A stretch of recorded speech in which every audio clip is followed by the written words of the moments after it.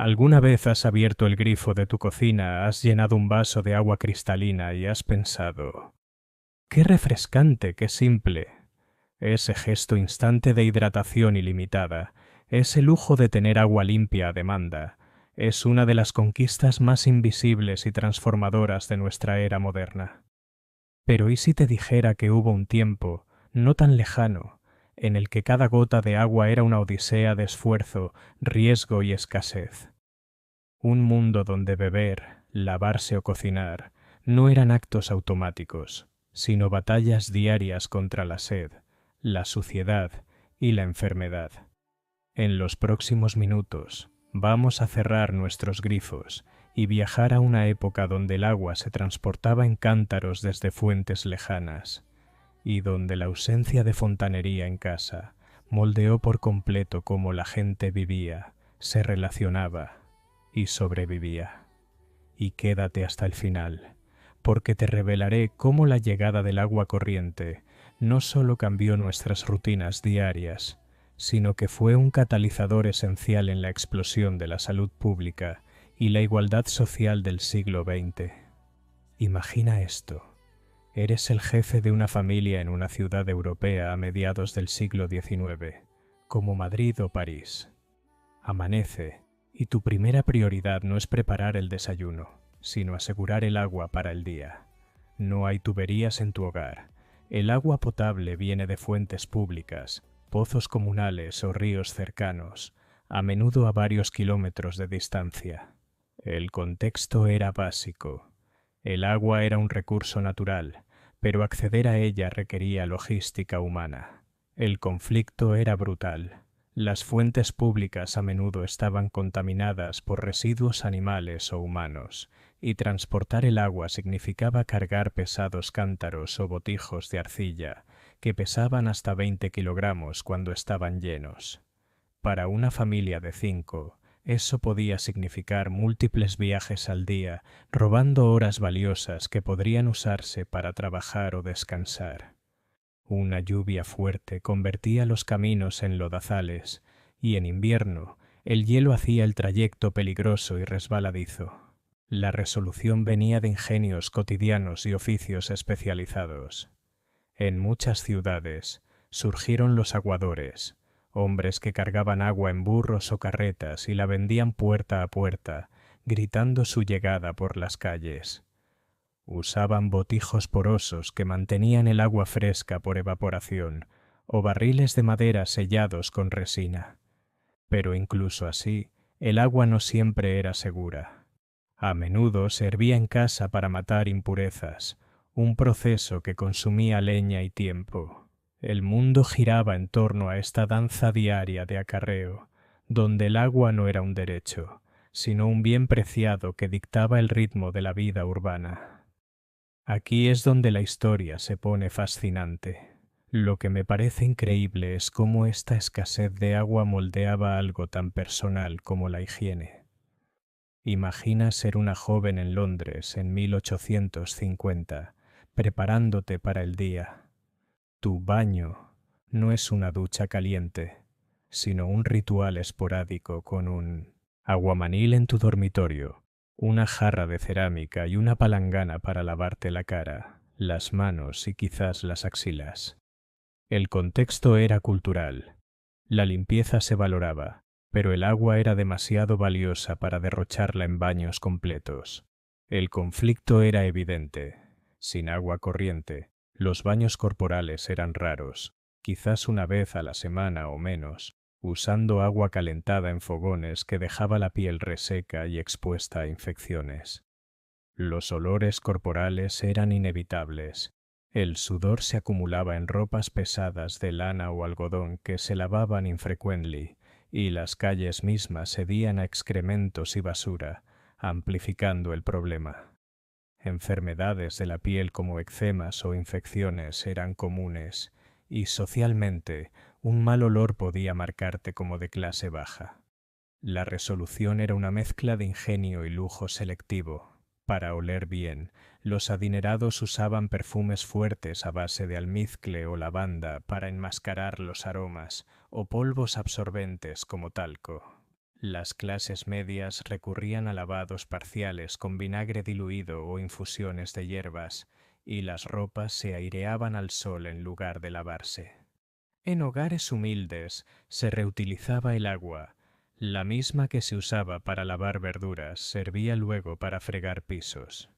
Oler fresco no era una norma, era un privilegio reservado para quienes podían permitirse sirvientes que acarrearan más agua o compraran esencias importadas.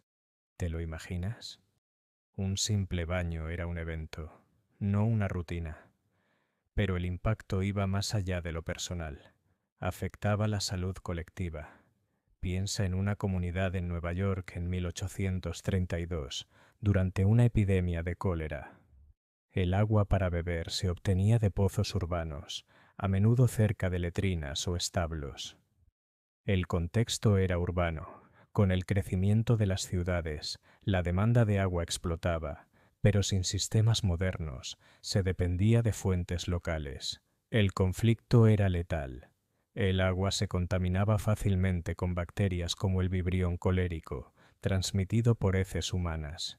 Una sola fuente infectada podía enfermar a cientos. Síntomas como diarrea aguda llevaban a la muerte en horas, y las epidemias barrían barrios enteros, matando a miles. El miedo al agua era real.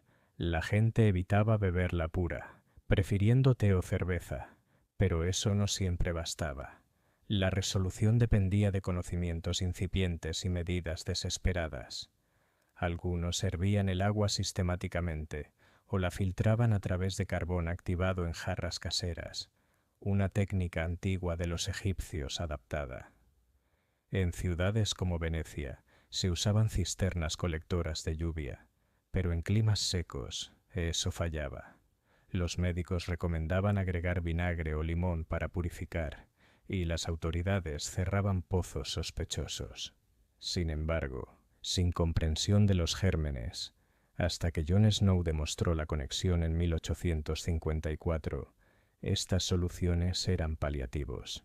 La vida era una ruleta rusa hidráulica, donde un sorbo equivocado podía ser fatal. Y esto nos lleva a otro aspecto que hoy damos por sentado: la cocina y la limpieza del hogar. Eres una ama de casa en México en 1900, preparando la comida familiar. Tu cocina es un fogón de leña, y el agua para cocer frijoles o lavar platos viene de un barril en el patio. El contexto era doméstico. Las tareas del hogar requerían agua constante, pero sin grifos. Cada litro contaba. El conflicto era agotador. Lavar la vajilla significaba reutilizar agua jabonosa, que se volvía turbia y poco higiénica, propagando bacterias. Cocinar implicaba planificar con precisión. Una sopa requería agua fresca, pero si se acababa, había que salir a buscar más, interrumpiendo el día. En épocas de sequía, el racionamiento hacía que las comidas fueran más simples, y la suciedad acumulada en pisos y superficies atraía plagas como ratas o moscas. La resolución era pura eficiencia preindustrial. Las mujeres, quienes cargaban con la mayoría de estas labores, desarrollaban sistemas como agua en cascada, el agua limpia para beber, luego para cocinar, después para lavar y finalmente para regar plantas. Usaban jabones naturales de ceniza y grasa y trapeadores de trapo que se enjuagaban mínimamente. En regiones como España, los botijos mantenían el agua potable fresca, pero el esfuerzo diario era inmenso, consumiendo horas que limitaban otras actividades. La casa limpia era un ideal, no una realidad constante. Una pequeña pausa para recordarte que si este viaje al pasado te está gustando, un simple clic en suscribir nos ayuda a crear muchos más. Animación. Secuencia de una mujer reutilizando agua en diferentes tareas, con iconos de tiempo mostrando horas perdidas. Por último, consideremos el comercio y la vida social. Imagina ser un comerciante en Roma antigua, aunque el problema persistió hasta el siglo XIX, vendiendo en un mercado bullicioso. Tu puesto necesita agua para limpiar frutas o preparar bebidas. El contexto era económico. Los mercados dependían de agua para higiene y ventas. El conflicto era logístico. Sin fontanería, los vendedores pagaban a aguadores o usaban acueductos públicos, pero en ciudades sin ellos, el agua escasa encarecía los productos. Un derrame o contaminación podía arruinar mercancía, y socialmente las reuniones se limitaban por olores y suciedad, afectando relaciones y negocios. La resolución involucraba infraestructuras comunales. En la antigua Roma, acueductos masivos transportaban agua desde montañas a fuentes urbanas, usando gravedad y canales de piedra. En épocas posteriores, ciudades como París tenían porteurs d'eau, que subían escaleras con baldes. Esto fomentaba comunidades unidas alrededor de fuentes, donde el chisme y el trueque fluían con el agua. Pero el sistema era frágil.